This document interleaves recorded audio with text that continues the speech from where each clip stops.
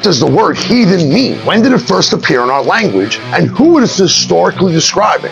Well, this video is going to give you the who, what, where, when, and why of the word heathen. I'm Jason, and this is How to Heathen.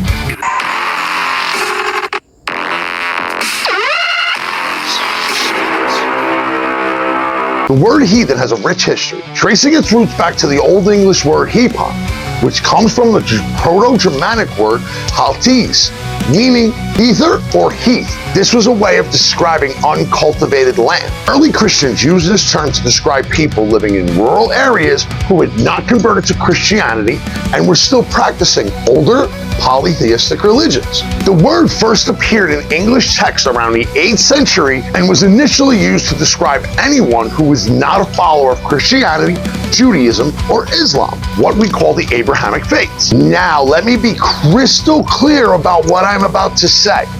There is absolutely zero historical, archaeological, or even folkloric evidence that the ancestors that practiced what we call Norse paganism today had any name for their spirituality. It just was what it was.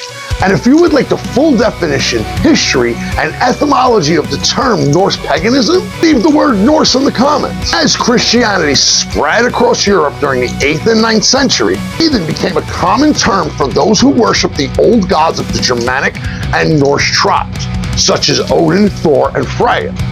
These Germanic people, including the Anglo-Saxons and the Norse, were primary groups labeled as heathens by Christian missionaries. The term also extended to Celtic peoples, who worshiped their own pantheon of gods, although the term heathen was more commonly specifically associated with the Germanic tribes. Throughout the Middle Ages, heathen continued to be used to describe non-Christian spiritual practices, particularly those of the Germanic and Celtic peoples.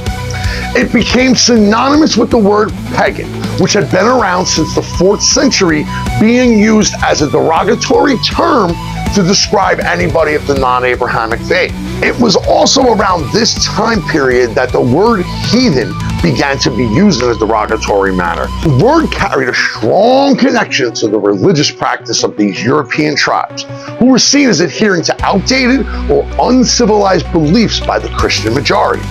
One of the biggest historical descriptions of the word heathen was Ivar bin Lausy, also known as Ivar the Boneless, and his raid and attack on English shores were known as the Great Heathen Army. After Ivar and the Great Heathen Army, the Viking era, what now are known as the Vikings, were primarily Christian, and their raids actually turned into the Crusades, which became from the Knights Templar. That's for a whole other video and a whole other series of videos. Today, the word heathen has evolved and can describe someone who practices ancient or neo-pagan religions, or it can be used more informally to describe someone who is irreligious or unconventional in nature. While it originally had a negative connotation, some modern pagan groups have reclaimed the term as a positive identifier of their spiritual practices, particularly those connected to the old Germanic and Norse traditions, and because this term was around during the time period that the ancestors has this as a living, breathing, original, and non-reconstructed spirituality, it is, in my opinion, the correct name for the description of overall European neo-pagan practices.